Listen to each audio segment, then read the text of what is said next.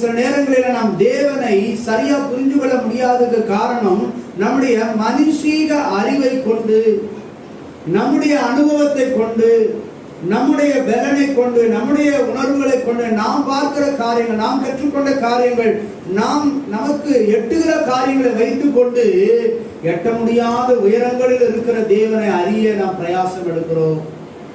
ஆகவே மாம்ச கண்களோடும் மாம்சீக அறிவுகளோடும் அவரை ஒருபோதும் சந்திக்க முடியாது. 1 கொரிந்தியர் புஸ்தகம் 2ஆம் அதிகாரம் 11ஆம் வசனம் சொல்லுகிறது. வாசிக்கலாம். 2 கொரிந்தியர் 2:11. மனுஷனில் உள்ள ஆவியே அன்றி மனுஷனில் எவன் மனுஷனுக்குரியவைகளை அறிவான்? அப்படி போல தேவனுடைய ஆவியே அன்றி ஒருவனும் தேவனுக்குரியவைகளை அறிய மாட்டான். பிரியமானவர்களே, கவனிச்சீங்களா? மனுஷனுடைய ஆவியை அன்றி ஒருவனும் மனுஷனுக்குரியவர்களை அறிய மாட்டான்.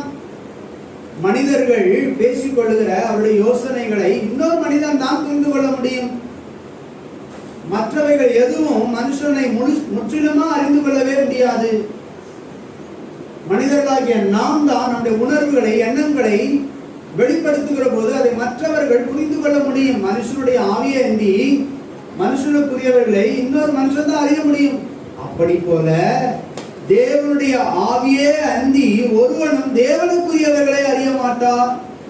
ஒருவன் தேவனை அறிந்து கொள்ள வேண்டும் என்றால், அவருடைய இருதயத்தின் ஆழங்களை அவன் புரிந்து கொள்ள வேண்டும் என்றால், அவரை அவன் கற்றுக்கொள்ள வேண்டும் என்றால், அவன் தேவனுடைய ஆவியானவரால் தொடப்பட்டவனாய் நடத்தப்படுகிறவனாய் இருந்தால் மாத்திரமே தேவனுடைய ரகசியங்களை கற்றுக்கொள்ள முடியும். தேவனை மகிமைப்படுத்துவோம். அல்லேலூயா. அப்போ பரிசுத்த ஆவியானுடைய உதவி, பரிசுத்த ஆவியானுடைய ஒத்தாசை மிகுந்த அவசியமாக இருக்கிறது.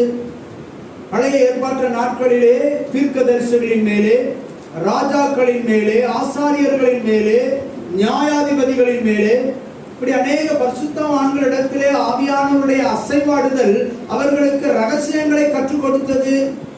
தேவன் யார் என்பதை, அவருடைய திட்டங்கள் என்னது என்பதை, அவருடைய இருதயத்தின் மறைபொருள்கள் என்னது என்பதை அவர்களுக்கு வெளிப்படுத்தினது.